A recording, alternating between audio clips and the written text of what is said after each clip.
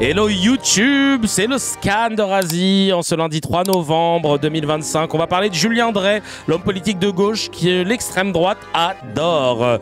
On va montrer parce que en ce moment il y a des extraits qui ressortent un petit peu. Il fallait absolument que on parle de lui et qu'on replace un petit peu et qu'on resitue un peu qui est Julien Dray. Parce que Julien Dray, voilà, c'est pas n'importe qui.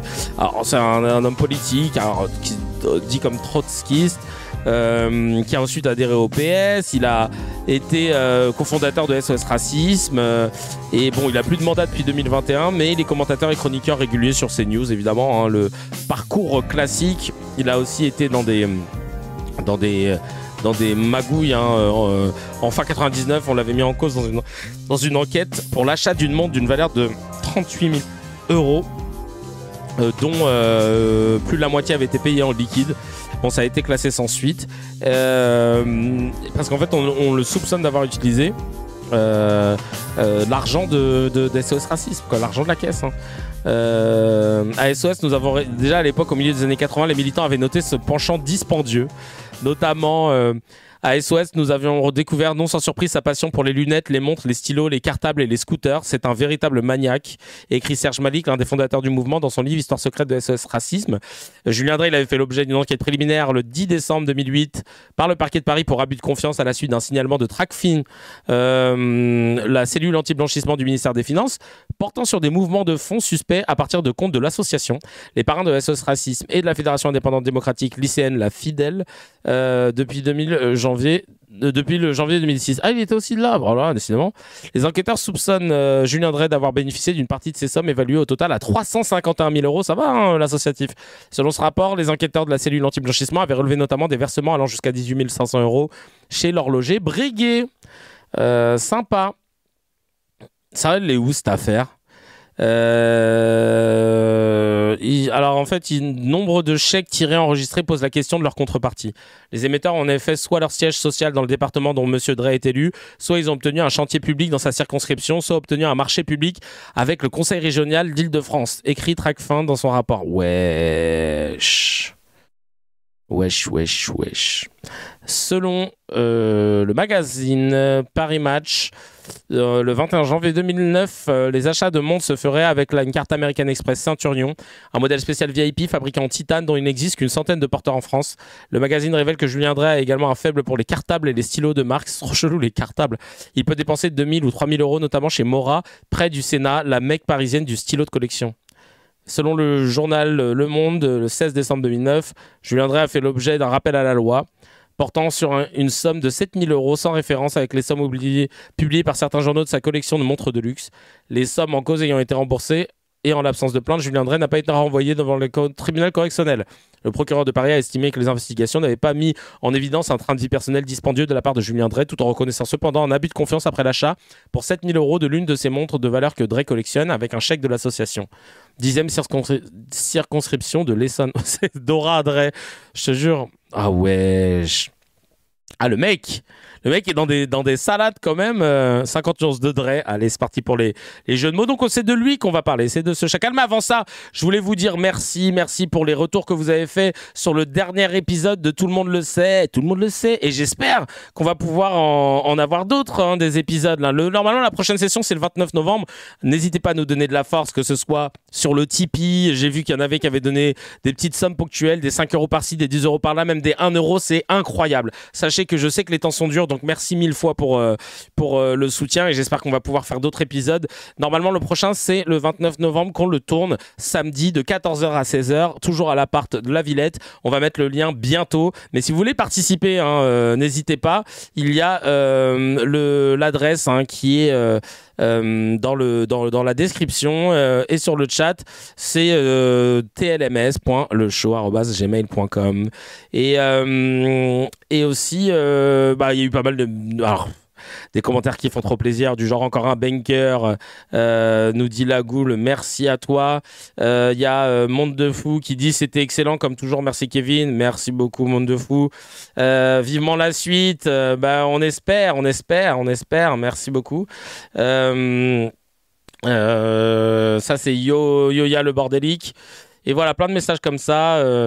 Trop court, ouais, bah, il vaut mieux que ce soit court que trop long, hein. C'est pour que te forcer à le regarder.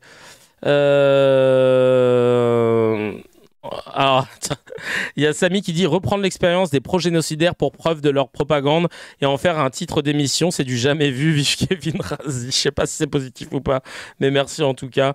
Le ministre du goûter, ah putain, j'avoue, la vanne on l'a passée et elle m'a tué quand je l'ai revue. En tout cas, merci mille fois pour l'amour et le love que vous portez, ça fait trop plaisir.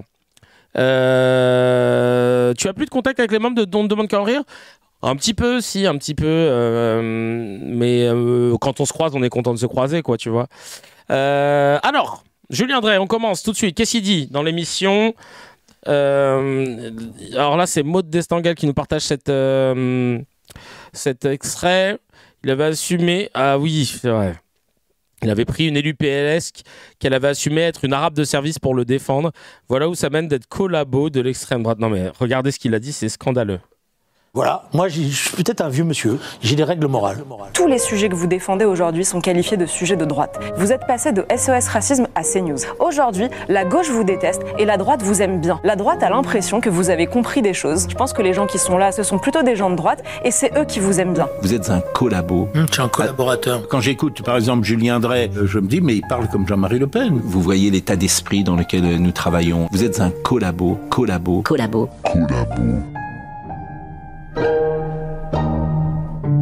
Elle est marrante la vidéo. Pensez à suivre le de DZ Berserker. Et oui, allez le suivre. Et je vais le faire juste après. Mon petite entrée en matière, hein, c'était rigolo, évidemment. Petit scan sur Julien Drey suite à la publication de cette vidéo. Hein, c'est pour ça qu'on parle de lui, où on le voit parler de politique et alors, je sais pas ce qu'il est en train de faire. Je sais pas ce qu'il est en train de faire, mais regardez. Voter à droite, on a déjà voté à droite, on a voté pour Chirac. Donc c'est pas... Voilà. Donc la vraie question n'était pas celle-là. Qu'est-ce qu'il a La vraie question était, est-ce que dans un deuxième tour, Le Pen, Mélenchon, pour qui voter? C'est la question que vous n'avez pas posée, mais je sais bien qu'il est dans votre tête. Il s'est pas lavé le kiki.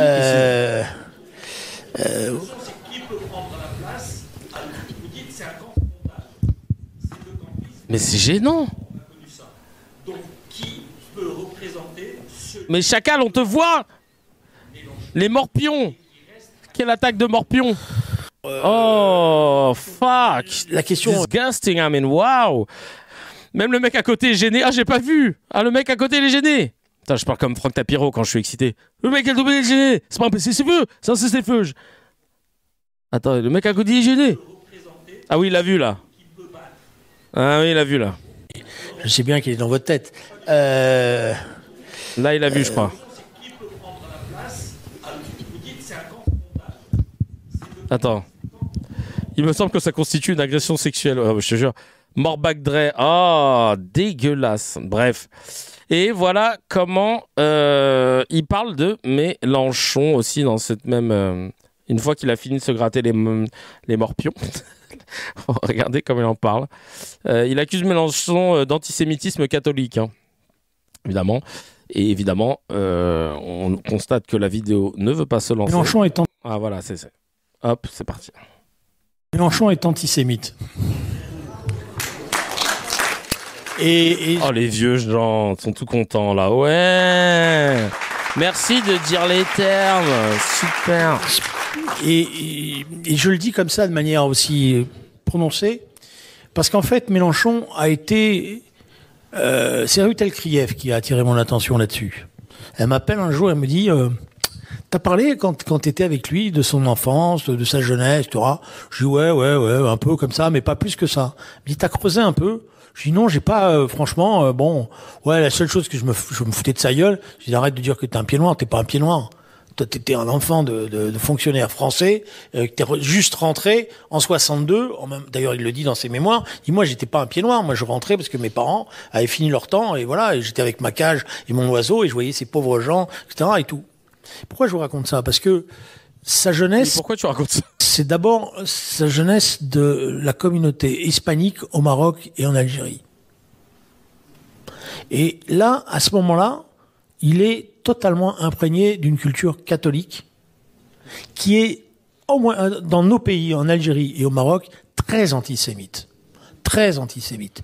Les émeutes de 1932 à Oran partent des quartiers hispaniques. Partent de lui, partent de Mélenchon. 1932, Mélenchon est à l'origine des émeutes. D'Eckmühl. Voilà. Donc, il y a ça qui est là. Voilà. Et d'ailleurs, il nous racontait souvent, moi je ne prêtais pas attention, il disait, ah mais moi j'étais avec le curé, je faisais les je sais pas quoi, les trucs de bedeau, là, je sais pas, voilà, il s'en vantait, hein. Enfant de cœur, voilà, excuse-moi. Voilà. Et il s'en vantait. Et, comment elle s'appelle? Ruth me dit, tu sais, maintenant, il y a des processus psychologiques, souvent en vieillissant, il y a des choses de ton enfance qui remontent et qui redeviennent structurantes. Et je suis d'accord avec elle maintenant. J'ai rien compris de comment il a voulu clasher Mélenchon là en vrai, franchement. Mais nos pays, non mais Burke, je te jure, le mec. Ah non mais il est dégueulasse. Hein. Tout la faute à Méluche. C'est la faute à Méluche si j'ai des chicots clacos. C'est de la faute à Méluche si aujourd'hui j'ai pas de parti. C'est de la faute à Méluche si j'ai aucun mandat. C'est de la faute à Méluche si je dépense des milliers d'euros dans les cartables et dans les stylos. Hein, vraiment. Et que j'ai des morpions. Les morbacs dans mon slip, c'est de la faute à Méluche. Méluche, en 1932, Méluche, c'est sa faute. C'est sa famille. C'est lui qui a organisé tout. La chose qui revient et qui paraît structurante chez Dre, c'est la perte de cheveux et celle de dignité humaine. Oh le bâtard! Oh le bâtard! Ah, ça réveille un petit peu, c'est bien. Allez hop, on regarde tout de suite. Ce truc qui a fait scandale. Et d'ailleurs, la députée en question dont il parle, enfin la députée, l'élu en question a pu démêler les cartes, vous allez voir. C'est plus compliqué que ça, la communauté musulmane en France. Et c'est pour ça que j'en veux à Mélenchon aussi. C'est plus compliqué que ça parce que moi, j'ai été député de circonscription où la majorité de mes électrices et mes électeurs étaient des musulmans, de confession musulmane. Ma suppléante était, d'ailleurs, on avait un jeu entre nous parce que elle s'appelait Fatima. J'avais fait exprès de la prendre pour ça. Et les socialistes m'ont gueulé à l'époque. Ils me disaient, ouais, tu prends une suppléante, Fatima, tu te rends compte ce que ça va faire. Je dis, non, avec mon passé, je la prends, etc. Et donc, elle me défendait. Elle se faisait engueuler par toute une partie des quartiers qui me disaient, ouais, mais t'es l'arabe de service pour Julien Drey. Hein, mais elle l'a assumé, elle a mis la bataille. Et en fait, elle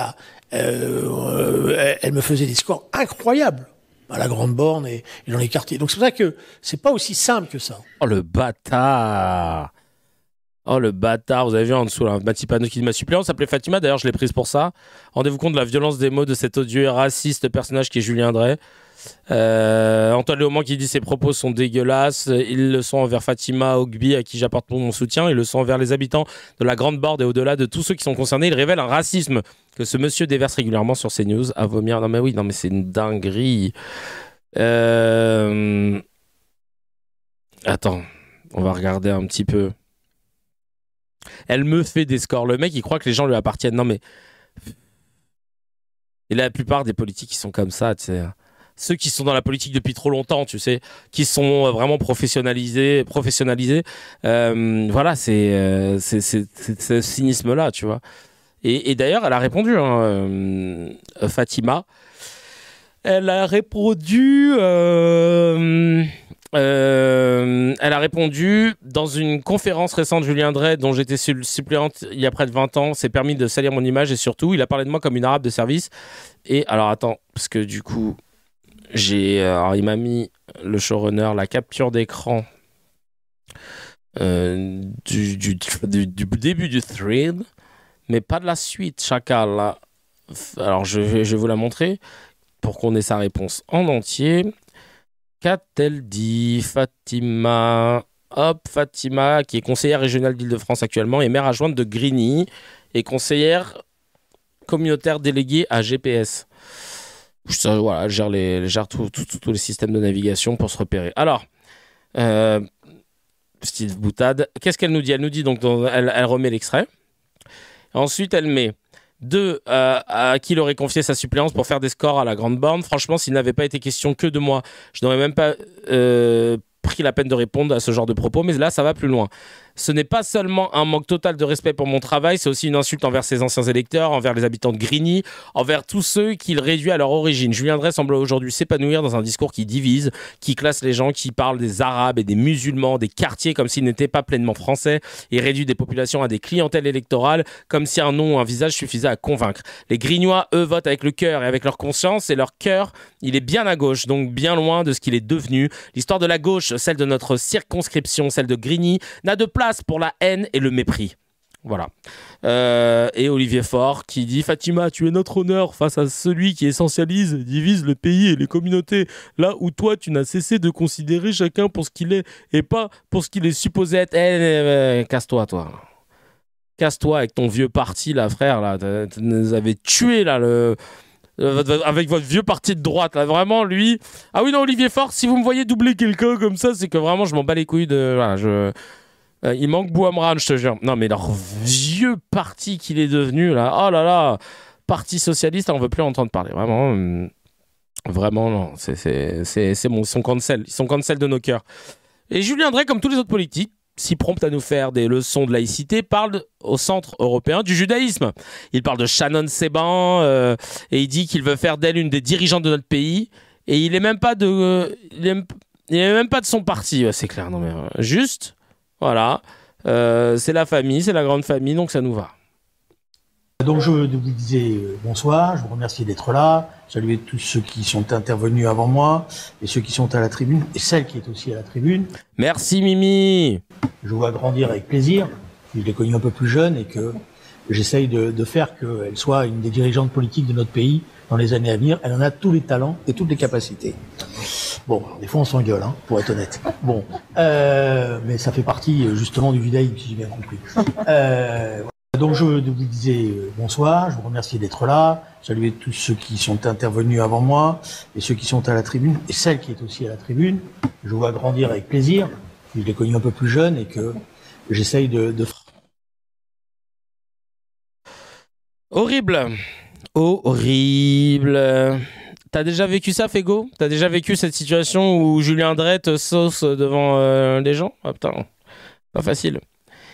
Et je sais pas si vous connaissez le Jean-Paul Drey, le frère aîné de Julien Drey, franco-israélien, qui a été...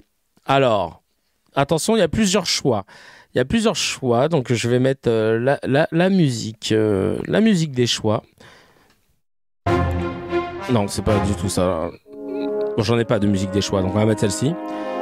Le frère de Jean-Paul Drey, le frère de Julien Drey, Jean-Paul Drey, a été responsable du mouvement du Bétar, un groupe sioniste radical, porte-parole du Likoud France, le parti politique de Benjamin Netanyahou, ou bien un acteur clé de la branche politique du CRIF, engagé dans le soutien à Israël. À vous de trouver la bonne réponse. Je vous laisse trouver les trois MDR. Là, c'est les trois. Ah putain, mais en fait, c'est que je vous pose la question. Je veux dire, je vais le dire au showrunner. Tiens. Dis-moi pour la question sur Julien Drey, sur le frère de Julien Drey. Julien Drey, tu m'as pas mis la réponse ou alors c'est dans une vidéo qui arrive. Je te demande en direct. Ah ouais, je peux faire un sondage aussi, c'est vrai. Alors, c'est parti.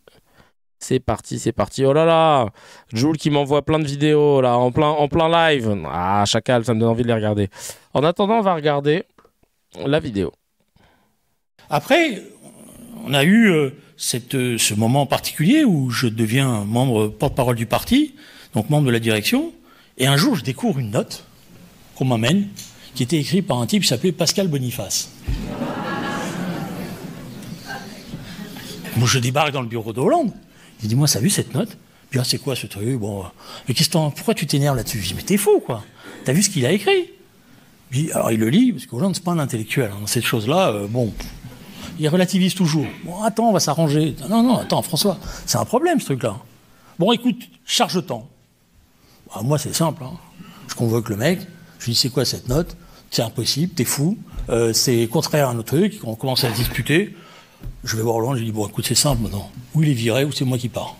Bon, il a été viré. Donc, depuis, il me poursuit de sa vindicte populaire. Il m'a fait, je sais pas, 3 ou 4 procès, il les a perdus. Je vais même pas à ces procès. Mais ce qui était intéressant, c'était le cheminement idéologique. Et ce que portait la note. Et la note, elle disait, c'est clair. Désormais, pour gagner, il faudra faire sourire, il faudra s'occuper des banlieues, des Arabes, etc. Je vous la fais courte, mais c'était ça qu'elle disait. Et il faut laisser tomber le caractère pro-sioniste du Parti socialiste tel qu'il s'est identifié dans son passé. Voilà. Ah, et ça, PS, ça veut dire pro-sioniste. Putain, je me disais. Non, je vais en prendre un truc. Le seul truc intéressant là. D'accord. Je n'avais plus le nouvel acronyme. Non, mais c'est bien qu'ils nous le disent. Bon, j'ai pris le Parti socialiste, mais ça a contaminé, évidemment, toute une partie de la gauche, et avec les évolutions qu'on a connues. Bon, voilà. Donc on est dans... Ok, donc il dit qu'il a fait exclure Pascal Boniface. Ok. Sauf que, apparemment, c'est faux. On était étonnés que Oncle Fétide, bien vu, ait dit ça. Bah non, en fait. Regardez. On écoute la réponse de Pascal Boniface. Une vidéo de Julien Drey circule sur les réseaux sociaux dans lequel, tout content de lui, devant une assemblée sans doute d'extrême droite, c'est désormais sa famille politique, il dit que c'est lui qui a eu ma tête au sein du PS après la publication de ma note de 2001, dont il ne parle pas du fond, évidemment.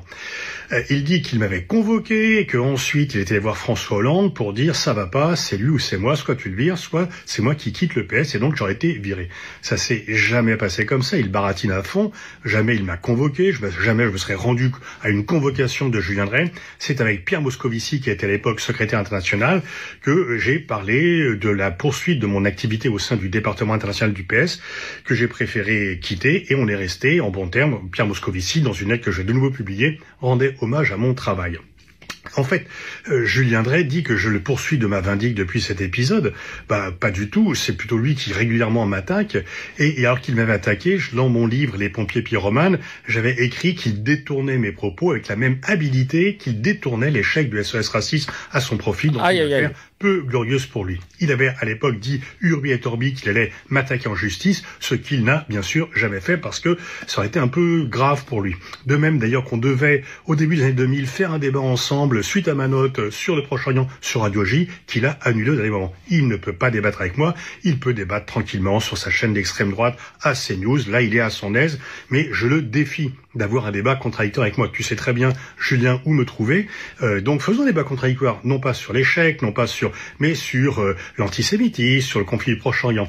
Mais bien sûr, en fait, tu préfères plastronner tout seul et tu te déballonnes pour avoir un débat contradictoire.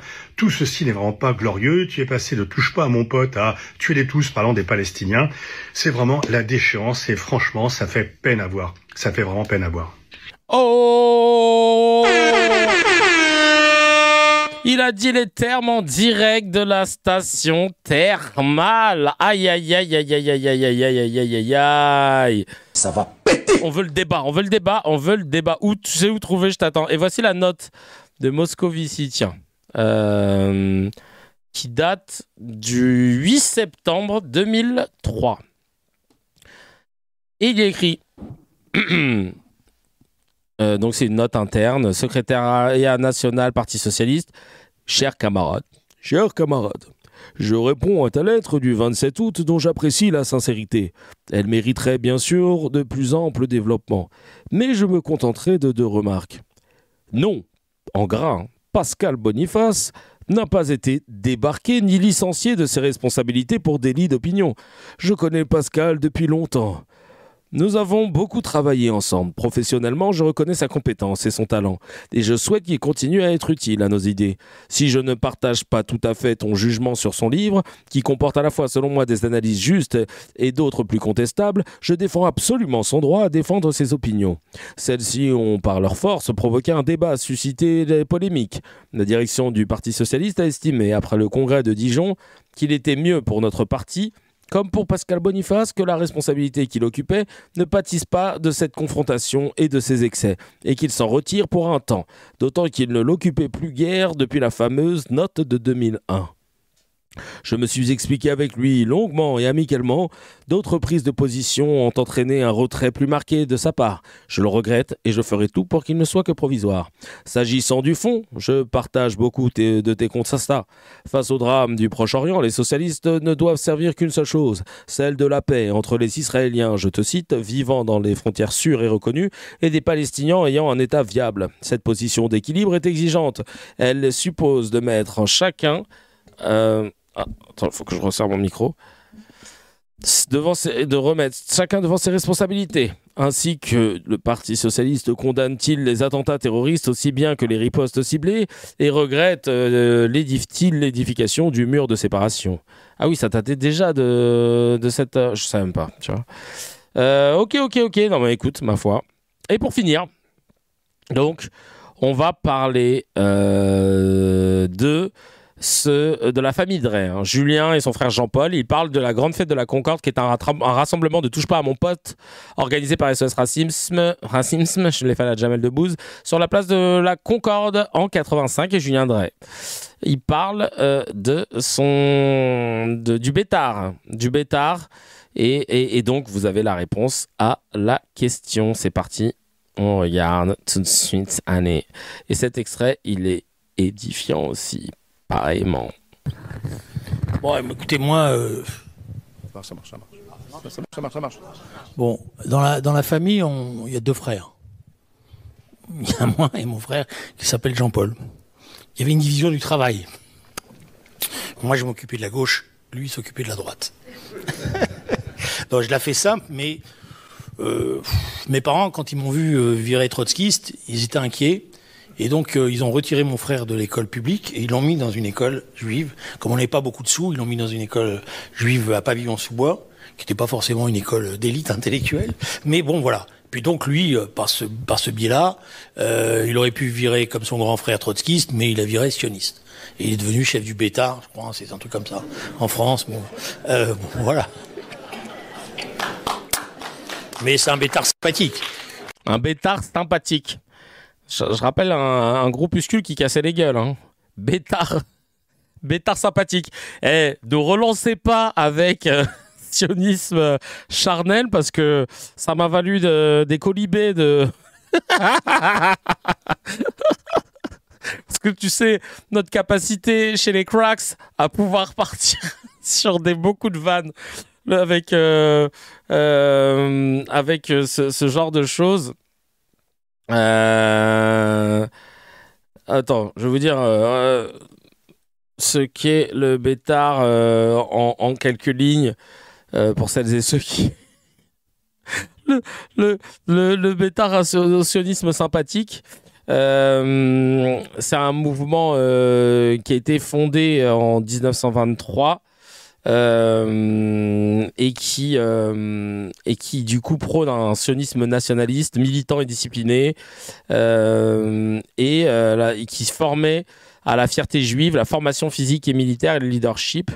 Et après c'est parti et donc les héritiers, c'est un peu le Herout qui est ensuite devenu le Likoud, et c'est vrai que il existe encore aujourd'hui, mais pendant longtemps il était même considéré par certains comme un mouvement... Le Bétard figue de barbarie. Attends, je veux dire... qui a été... Hop, parce que je me confonds. Le Bétard sympathique. Non, le Bétard, lui, il n'a pas été interdit comme la LDJ l'a été. Mais quand même, il y a eu des petits soucis, hein. Il a été visé par les autorités françaises à cause d'altercations violentes avec des militants pro-palestiniens et d'extrême gauche. Mais il a jamais été interdit même en Israël ou quoi. C'était la LDJ il a été controversé, mais c'est surtout la LDJ qui est partie. Ouais, le Hamas taquin, non mais vraiment un sionisme sympathique. Puisque pour l'anecdote, c'est eux qui ramassaient les caisses pendant la grande fête de la Concorde, parce que je voulais être sûr que l'argent ne serait pas volé. Et donc, je lui avais... Donc c'est le Bétard qui ramassait les caisses des mouvements de SOS Racisme. J'ai confié cette tâche qui fait qu'il y a eu une scène d'ailleurs extraordinaire, c'est qu'ils avaient les poches pleines de pièces, de badges, etc. Et puis à un moment donné, ils tombent face à un truc qui s'appelait Radio Soleil, je sais pas si tu te rappelles, qui étaient les pros et qui donc... Mais alors c'était les pros quoi, Radio Soleil, vous connaissez vous? Parce qu'ils disent qu'ils étaient les pros... Les pros... C'est étonifiant, tu vois, qu'ils aient dit ça comme ça. Attends, Radio Soleil. Année 80.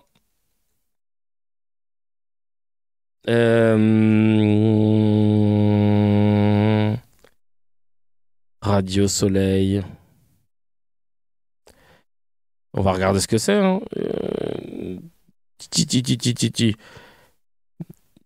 Radio Soleil Minimotor, Radio Soleil La Goutte d'Or. Ok, c'était une radio quoi? C'était c'est la chaîne météo. Non, mais ça m'intéresse, moi, Radio Soleil. C'était quoi? Pourquoi il dit, parce qu'il le dira pas, hein, il dira c'était une radio dans les années 80. Bonjour, juste pour savoir si Julien a rendu l'argent des SOS Racisme. Bonne question. Radio Soleil dans les années 80, c'était une radio associative emblématique, née avec la libéralisation des ondes en 81 sous Mitterrand. Quand les radios libres ont été autorisées, elle a joué un rôle très important dans la vie culturelle communautaire des immigrés maghrébins. Ah, voilà, c'est ça qu'il voulait dire. Non, d'accord. Créée en 81 à Paris dans le contexte de l'explosion des radios libres et par des militants, des membres de la communauté maghrébine, principalement algérienne et marocaine. Donner une voix aux immigrés, parler en arabe et en français, informer sur les droits et relayer la culture et la musique du bled. Ok.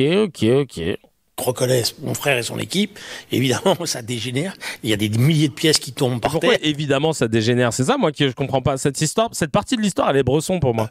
Un truc qui s'appelait Radio Soleil, je sais pas si tu te rappelles, qui étaient les pros et qui donc reconnaissent mon frère et son équipe, évidemment ça dégénère, il y a des milliers de pièces. Tiens, Radio Soleil qui était pro,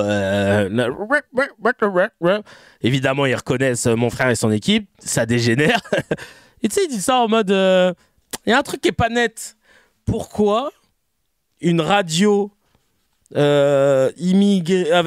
prône l'immigration, enfin maghrébine, reconnaîtrait le frère de Dre et le Bétard et se disent faut qu'on les castagne.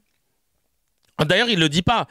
Mais pourquoi il faudrait que genre ils se voient et que ça parte en vrille tout de suite? Moi, je trouve ça très bizarre.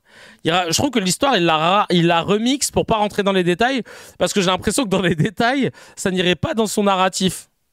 Très bizarre. Pièces qui tombent par terre, les gens se précipitent. Bon, ça c'est une anecdote. Bon, bah voilà. Donc, pourquoi je vous raconte ça? Parce que vous